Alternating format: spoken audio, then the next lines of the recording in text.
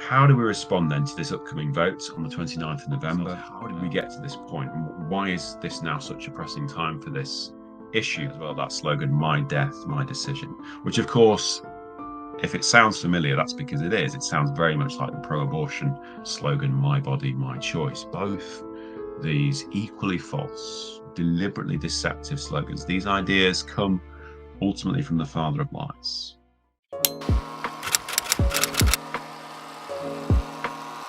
Hello and welcome to the Brephos podcast. My name is Tim Lewis. I'm the theology lead here at Brephos. I'm doing this one solo today, so I hope that's not too much of a disappointment. But let me start with a quote from an article some 20 years ago, primarily addressing abortion, but relevant to today's subject. The Lutheran theologian Paul Hinlicky writes that the fantastic desire, meaning in this case based in fantasy as opposed to wonderful, the fantastic desire to abolish suffering, something quite other than the prophetic summons to establish justice, yields to the diabolical temptation to destroy the sufferer. The desire to abolish suffering yields in the end to the diabolical temptation to destroy the sufferer. We may start from the seemingly honorable, albeit fundamentally misguided notion that we can eradicate all human suffering, be that physical, emotional, mental, spiritual. But the end result, when that inevitably fails, is instead the horrible but very achievable outcome of eradicating not suffering, but the sufferer, him or herself. We are thinking today about assisted dying, which I appreciate is a bit of a departure from our usual subject matter, although it's obviously very topical, which is why we're dedicating a whole pod to it. There are obvious overlaps with abortion. Pro-life cause fights on both fronts, the beginning and the end of life. And I'm going to make various connections to abortion as we go. But essentially, we are focusing today on assisted dying. Before we come to the context surrounding this, let me initially say something about that term assisted dying. Essentially, it's a euphemism, as so many of these terms are. It's a euphemism for enabling people to kill themselves. And for that reason, I think assisted suicide is arguably much more accurate a term. And in fact, Tim Dieppe of Christian Concern points out that everyone, in fact, should be assisted when they are dying at the time of their death. And Tim Dieppe described very movingly, actually, how his own wife received a period of hospice. Sorry, his own wife died having received a period of hospice care. And in this sense, she was assisted in her dying and at the time of her death. But this was the noble intervention of palliative medicine, which sought to make life in the final days as comfortable and as rich as possible. The aim was pain reduction, maximizing life's potential, not ending life. His wife wasn't being killed in the way assisted dying wants to allow for. You see, assisted dying is about enabling, and to enable is always to some extent to encourage, enabling people to end their own lives as quickly as possible, and at the same time endorsing the idea that some lives reach a point where they're simply not worth living. That's really what it boils down to. Before we dive into some of these issues, let's just kind of step back and ask ourselves, how did we get to this point? And why is this now such a pressing time for this issue? Well, the most recent push for assisted dying originates with a Labour MP for Spen Valley, Kim Ledbetter, who recently put forward a private member's bill to introduce assisted dying. And this bill is known, the full name for it is the Terminally Ill Adults brackets End of Life close brackets bill. And it's going to be voted on by MPs on the 29th of November. So this is just a matter of days away. Unless we think this was just, the hobby horse of a few rogue MPs, it seems that the Labour leader, Sir Keir Starmer, was particularly keen for Kim Ledbetter to use the fact that she was drawn first in the private member's ballot to push the assisted suicide agenda. We have to understand that this is an area where he has a considerable track record. Last year, Keir Starmer stated that there were grounds for changing the law. And in 2015, when this was last voted on, he voted in favour of assisted dying, when there was a very similar bill to that that's being proposed by Kim Ledbetter. While Keir Starmer was Director of Public Prosecutions, that's between 2008 and 2013, he told MPs that he'd overseen 80 cases of assisted suicide, deeming only one of those worthy of prosecution.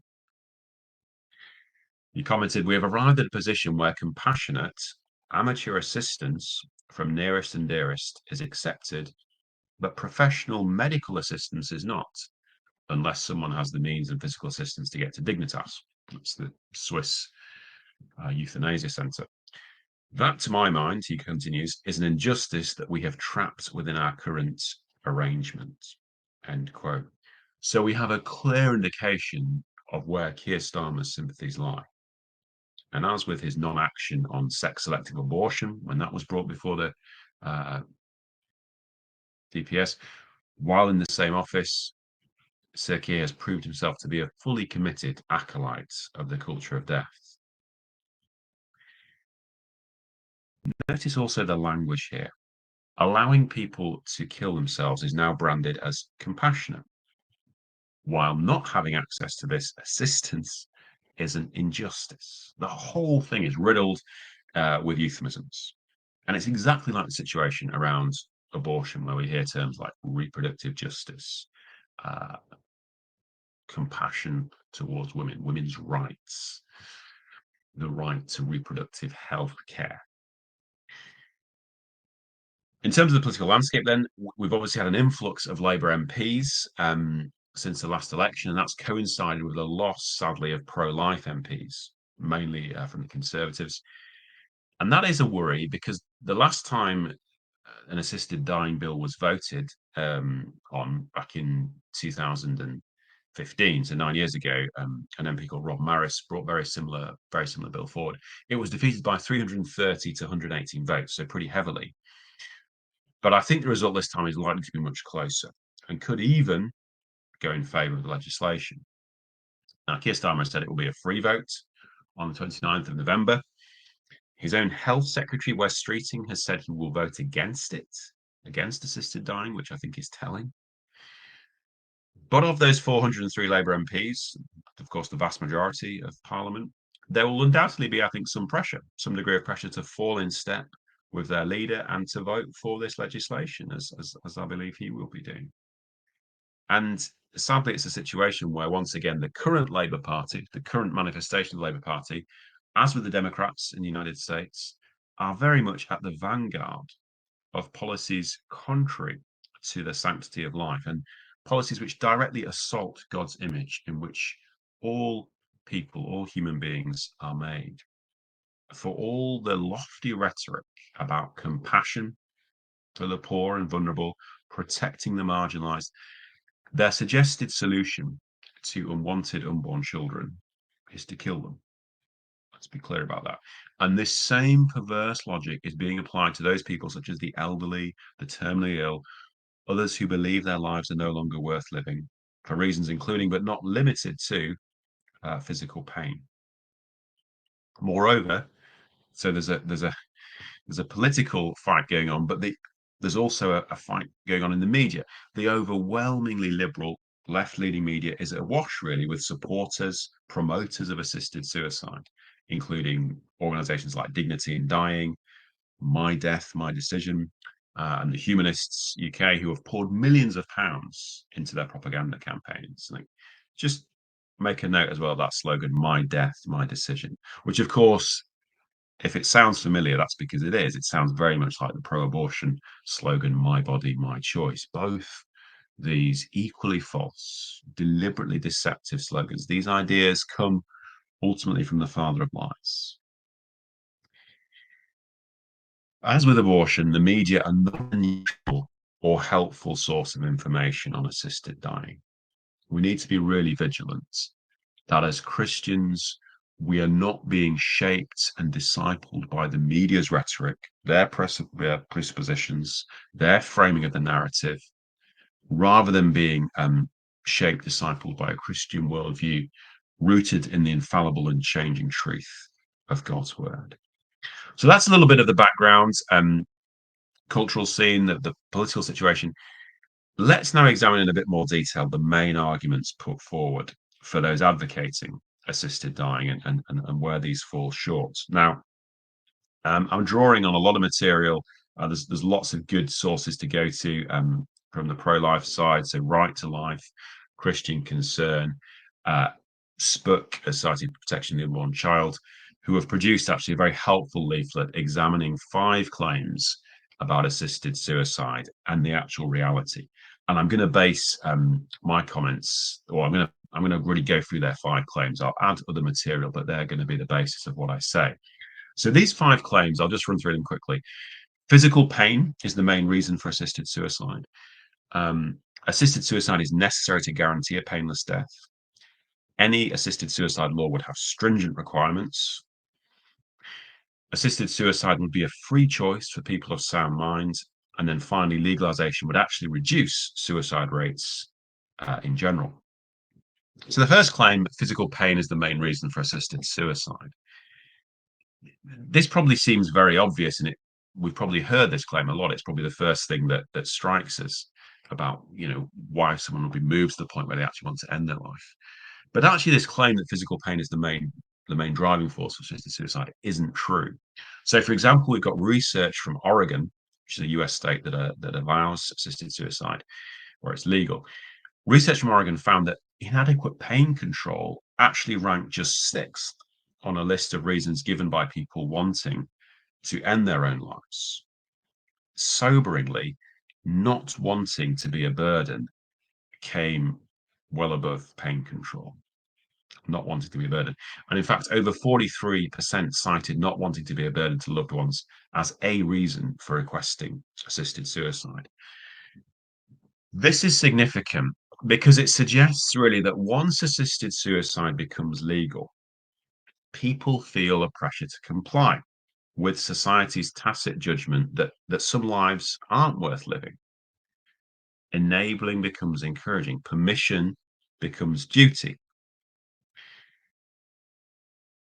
A man called Lord Walton, who was an eminent neurologist, back in 1994 authored a select committee report on euthanasia, so some 20 years ago now.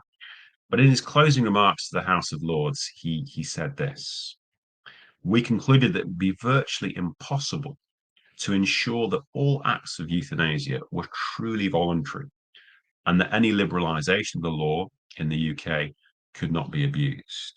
We were also concerned that vulnerable people, the elderly, lonely, sick, or distressed, would feel pressure, whether real or imagined, to request early death." And I think that's exactly right. And that wise judgment is as true today, I believe, as it was 20 years ago. Sorry, 30 years ago. My maths is off. This was 1994. I apologize. So good palliative care rather than killing people is the answer. The government should be looking to invest further into financially support the UK's hospice network, much of which is strapped for cash, overly reliant on fundraising, rather than pursuing this iniquitous agenda. Rachel Reeves' recent budget has in fact piled more misery on an already beleaguered hospice sector. So much for compassion. The second claim then is that assisted suicide is necessary to guarantee a painless death. No one wants to die in pain, do they? Everyone wants to go quietly in their sleep. That's what we sort of hear. But just as pain relief is greatly exaggerated among the actual reasons people seek assisted suicide, so the promise of assisted suicide to deliver a swift, painless death is also hugely exaggerated. Doctors observe that the side effects of the lethal drugs used in this process include vomiting, muscle spasms, and a dying process lasting up to 47 hours. So much for Dignitas. The American anesthesiologist, Dr. Joel Zivert, comments, "I am quite certain that assisted suicide is not painless or peaceful or dignified. In the majority of cases, it's a very painful death." And in the UK, a recent poll showed that 80% of palliative care physicians, arguably those best placed to speak with authority into these issues are opposed to a change in the law. And needless to say, many of those doctors would be quite unable to go along with the law change. If the law was changed, they'd be unwilling to actually administer assisted suicide. Just as many doctors opt out on grounds of conscience from any involvement with abortion procedures. The Royal College of General Practitioners remains opposed to changing the law on assisted suicide, and the World Medical Association is firmly opposed, also stating that no physician should be forced to participate in euthanasia or assisted suicide, nor should any physician be obliged to make referral decisions to this end. Instinctively we know this, don't we? Doctors are there to care, not to kill, to preserve life, not to take it away. That's what the Hippocratic Oath, that's what medical ethics in general are really all about. Imagine a consultation where a GP recommended that the patient in his or her care explore assisted suicide. What sort of a dystopian world would we create by allowing for such scenarios? The other point to note is that doctors' diagnoses are predictions, not prophecies. Any medical opinion is just that, an opinion. And nowhere is there a bigger margin for error than in predicting when someone might die. And actually, medical experts recognize the perils of this kind of prognostication. So, Professor John Wyatt, who worked as an NHS consultant for more than 20 years, says this: there were many times when I and my colleagues were hopelessly inaccurate in predicting how many months or years a person had to live. In reality, it is not uncommon for a person who is diagnosed with terminal illness to live on for years or to die within days. Diagnostic errors, spontaneous remission, new treatments, random events all conspire to make the prediction of death a foolhardy business. Then Baroness Finlay, who works as a palliative care consultant for nearly 40 years, states in very similar terms, saying someone has a prognosis of 6 months is impossible. A year is even more impossible. I've had people who I thought were going to die really soon, and I met them in M&S many months later. The reality is that we don't know the future. If assisted suicide is legalized, there will be people who would have lived for years had they not been poisoned prematurely. End quote. But that last point's really important. That actually, if assisted suicide was legal, people would be killed thinking they were just in the last weeks of life, and in reality, they may have lived for several more years. Just as medical prognoses can be unreliable, in the same way, we need to realize that people's feelings about their lives, about their circumstances, change, often dramatically. Many who might have chosen assisted suicide for themselves are later glad that they did not have that option, as they came to the profound realization that their life is a gift, even a life of considerable challenges or obstacles. And again, the comparison with abortion is instructive here. How many doctors warned of dire consequences of continuing with a pregnancy, only to be proved wrong with the birth of a happy baby? Many, many parents can also testify to the joy of raising a child with considerable healthcare needs or physical limitations, who many, including medical professionals, may have counseled to kill while still within the womb.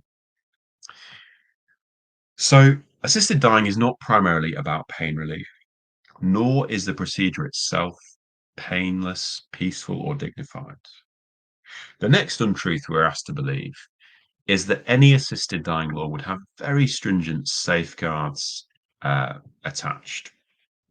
Yeah, which is kind of a little bit of a mistake. The very notion that someone can be killed safely is a measure of how insane this all is. But nevertheless, let's look at this argument that there's going to be stringent safeguards, stringent requirements in place. Unfortunately, the evidence from countries where assisted suicide has already been legalized, such as Canada, suggests the exact opposite. Let me give you a couple of examples, and these are pretty shocking. In 2022, a Canadian Paralympian, she was also an armed forces veteran, lady called Christine Gauthier, requested a new wheelchair ramp to her house. Seems fairly reasonable. However, upon receiving this request, she was asked instead if she had considered the assisted dying program in Canada called, and the acronym for this is MAID, MAID, Medical Assistance in Dying. In other words, Christine, have you thought about killing yourself and saving everyone the money and bother of fitting this round? Absolutely horrific suggestion to this vulnerable woman. This is social policy that would be at home, I think, in the Third Reich. Now, this caused an outroar, a furore, quite rightly. The Canadian Prime Minister, Justin Trudeau, declared himself appalled by this. Yet his premiership is absolutely in favour of these assisted suicide laws and ever more liberal abortion laws. Can he really be that outraged when some petty Jobsworth is more zealous about this ideology than he is? Sadly, this awful as this was not a one-off. Other veterans seeking support for post-traumatic stress disorder have been offered instead assisted suicide. Mental illness is increasingly seen as grounds for assisted suicide. Last year, also in Canada, Catherine Mentler, a 37-year-old woman, attended hospital suffering from suicidal thoughts. And once again, this 37-year-old woman was asked, have you considered medical assistance in dying? Have you considered killing yourself? Now, people have been prosecuted in the past for pushing would-be suicides off bridges when they grew impatient at how long that person was taking to jump. Yet here we have healthcare providers essentially egging people to do the equivalent of jump off high buildings, throw themselves in front of trains, whatever, so long as it's pursued through the appropriate legal medical channels. How can we even be contemplating such a law? Creating a culture where we essentially can give people a little shove, a little nudge over the precipice to make this decision for death.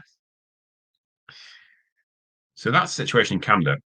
Within certain US states as well, so not in the whole of America, but within certain states, assisted suicide is legal. They tend to be the more liberal ones. California, for example, does have assisted suicide, and they have cut the waiting period to just 48 hours. Now, there's a lot of debate in the United States, rightly so, around gun control. The purchase of lethal firearms has come under scrutiny, and cooling off periods exist to attempt to limit the damage of guns falling into the hands of people who are bent on violence, maybe taking revenge, whatever. And in California, the cooling off period for a gun purchase is 10 days. So you go into the shop, I want to buy a gun. Okay, but you've got to wait 10 days. Yet California does not apply the same stringency to those wanting to harm themselves, effectively saying you just need to feel low for a couple of days. Don't worry, 48 hours will let you kill yourself. I mean, this is the craziness. Oregon, the U.S. state of Oregon, just up from California, they've also relaxed waiting times for assisted suicide, along with what legally constitutes terminal illness. So, for all the talk of stringency, safeguards, inevitably definitions are always stretched. Loopholes are always discovered to make it ever more easier, to make this option open to ever bigger and bigger groups of people. Once the option for people to kill themselves is made available, the onus is always on encouraging sick individuals to avail themselves of this service. And again, the analogy with abortion is particularly pertinent here. The architects of the Abortion Act may genuinely have believed it was intended for the so-called hard cases only and would not open the floodgates to abortion on demand. Yet this is precisely what has happened. And here we are, 10 million abortions later in the UK, well in excess of 200,000 abortions every year. And the abortion industry, the abortion campaigners now celebrate their right to abortion, claiming, in fact, that this should be at any stage, for any reason, without apology. So much for the argument of safe, legal, and rare. And this situation is only worsened through the pills by post scheme, through medical abortions, whereby individuals can access abortifacient drugs with really the scantiest of checks. And essentially unverifiable details about gestational age, about their circumstances. So this can lead to violent abusers, pressuring partners into abortion. It can include minors without parental knowledge or involvement accessing abortion drugs. Why do we imagine that the same patterns of sinful human behavior we see with abortion, particularly, as I say, medical abortion, pills by post, will not be replicated with assisted suicides? I mean, I think it's simply naive. If abortion pills can be sent out to women based on allegedly not wanting their beach body figure ruined by pregnancy, then we can only guess at what kind of tenuous reasons will be cited for seeking assisted suicide. Alongside the medical safeguards, Kim Ledbetter's bill apparently includes a clause requiring a judge to agree that the patient in question can be assisted in seeking their own suicide. Although intended to reassure, unfortunately, this doesn't. Recent cases demonstrate that judges simply cannot be relied upon to make appropriate decisions in such matters. Christian Concern and the Christian Legal Centre have worked on several end of life cases where a judge has decided that it is in the quote best interests of the patient to die.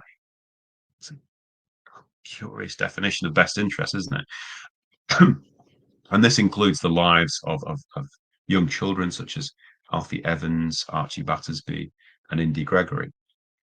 In all of whose cases, judges ruled against the wishes of the family, that it was in the best interests of these children to die. And I think we can be confident that the same broken reasoning, the same faulty logic will be applied to sick individuals wanting or encouraged to end their own lives. Which leads us into the fourth objection, the fourth common objection, or sorry, the fourth common argument actually for assisted dying, that assisted dying would be a free choice for people of sound mind only. No one's going to be pressured into it, as it were. In reality, the very vulnerable are frequently put at risk by assisted suicide. In Canada, once again, patients cite poverty, homelessness, even housing uncertainty as their main reason for seeking to end their lives through MAID, through the Medical Assistance in Dying scheme. Elsewhere, people with autism, anorexia, dementia, depression have also qualified for such dubious care.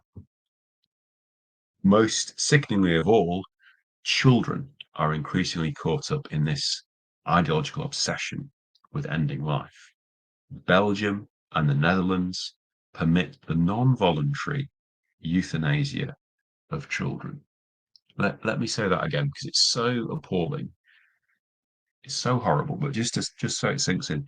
Belgium and the Netherlands allow the non-voluntary euthanasia of children. Figures up to 2010 reveal that between 7 and 9% of all infant deaths involve death by lethal injection. Now, doubtless there was some dubious appeal to compassion made to justify this action. But the reality is this is a return to paganism. We have abortion, and now in many countries we also have infanticide, including infanticide administered via lethal injection. And actually, assisted suicide isn't that much of a stretch once we've sunk this low already. Just like abortion, once assisted suicide has become available, the numbers of assisted suicides have risen exponentially. So the Medical Assistance in Dying scheme was introduced in Canada in 2016. There were just over 1,000 cases. By 2022, so in just 6 years, this has escalated from 1,000 to 13,241 deaths, making up over 4% of all deaths in Canada. In fact, only cancer, heart disease, accidental injury account for more deaths. So it's skyrocketed. So again, it's very similar to abortion. It's just going to be a few cases, then suddenly. Even with this spiraling rate of assisted suicide, some have argued or suggested, well, at least the number of people committing suicide in other ways has decreased. That is, legislation has reduced suicide rates more generally. However, even this final argument is very suspect. And again, there's parallels here with a much touted argument that legalizing abortion would end, hundreds of thousands, this was in the 60s, of dangerous backstreet abortions. Now, not only do we know that such high figures were basically made up by abortion campaigners, but legal abortions can be just as dangerous to women as backstreet abortions. So the whole argument was flawed. And I think we need to exercise extreme caution with similar arguments regarding assisted suicide. And, in any case, even if it was true, the answer is suicide prevention. The answer is other things rather than simply providing a means for people to kill themselves legally. Um, but as I say, much of the data doesn't even match the argument. So, for example, since legalization in 2017 in the state of Victoria in Australia, all suicides among older people have increased. All suicides by over 50%. Um, a 2015 study found that the legalization of suicide was linked to a 6.3% increase in total suicides and a 14.3% increase in suicides in the over 65s. So once human life has been officially devalued through the introduction of assisted suicide, there is very little to prevent an ever increasing cheapening of human value, human dignity. Yeah. Human beings are not like animals that can be put down with little or no soul searching. We are made in God's image and likeness and of corresponding value. It's not surprising that as we've lost our moorings in the Judeo-Christian worldview, we've become increasingly confused, actually, and unclear about the inherent superiority of human over non-human animal life. Campaigning to be able to treat humans like sick animals only further erodes this ethic and hastens the moral decline. So that's the five arguments. So to recap these five arguments in favor of assisted suicide, in each instance, much like the arguments in favor of abortion, they are found wanting when examined. So physical pain is the main reason for assisted suicide. Simply not true. It's the sense of being a burden to others and perhaps increasingly to the system that drive assisted suicide rates. Secondly, assisted suicide is necessary for a painless death, nor is this accurate. A death of up to 47 hours, characterized by vomiting and muscle spasms, is hardly peaceful or dignified. Thirdly, any assisted suicide law would have stringent requirements. This is perhaps the clearest example of how abortion can inform and help us to understand the dynamics of assisted suicide. Once in place, we would have a slippery slope.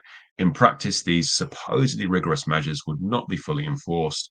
The practice would become open to ever more lenient interpretation and ever greater abuse. Fourth, assisted suicide will be a free choice for people of sound mind. Again, not actually true. We already have countries like the Netherlands, Belgium practicing involuntary euthanasia of children. Once the option of assisted suicide, assisted dying is in place, the parameters will be stretched more and more. The pressures to choose assisted suicide, even for adults of sound mind, I think will become acute. Then finally, legalization would actually reduce suicide rates more generally. Some contexts actually suggest the opposite, which may at first seem counterintuitive, but once human life is cheapened through legalization of assisted suicide, this filters down to society. Law affects culture, it affects our thinking, our worldview. The Rubicon is crossed, and the decision to end one's life, one's own life, becomes more and more common, more and more easy, more and more acceptable. And so more and more people do it. There are other arguments, there are other arguments proposed for assisted suicide, but these are some of the common ones.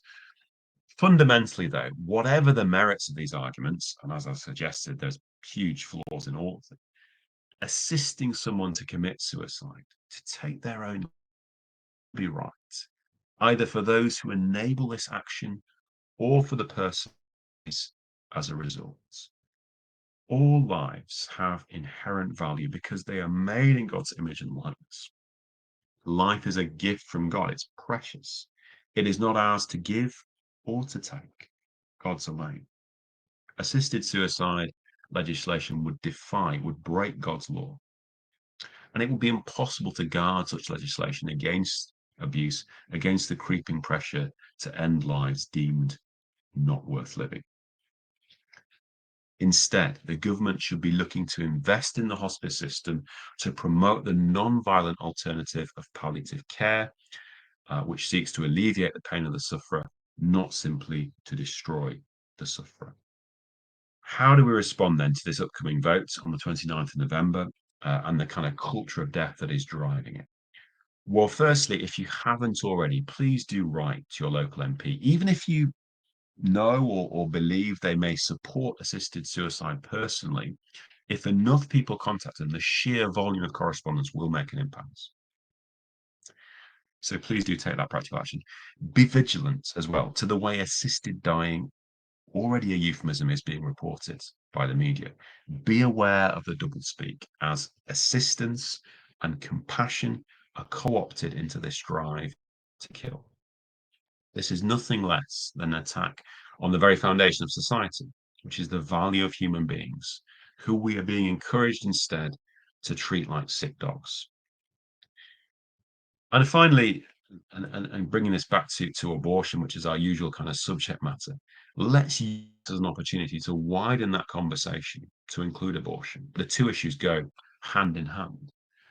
If human life is precious and worth fighting for, even in the hard cases that the assisted dying lobby usually leads with, why do so many people, including many who oppose assisted dying, seem so comfortable with abortion? Abortion, after all, also ends a vulnerable human life.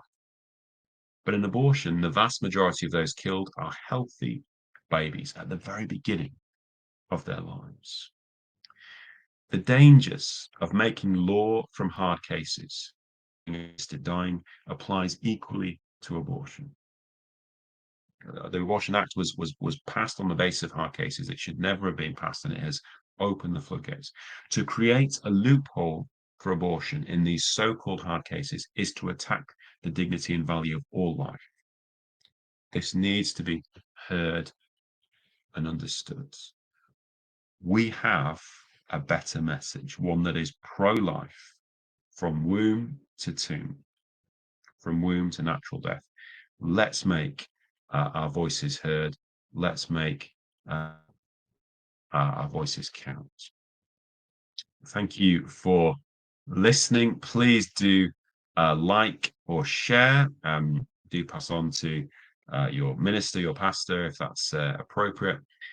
And if you haven't already done so, please do, as I say, contact your MP on this issue. The vote is really just a few weeks away, a couple of weeks away. So please do contact them and make your voice heard, express your beliefs, your views on this.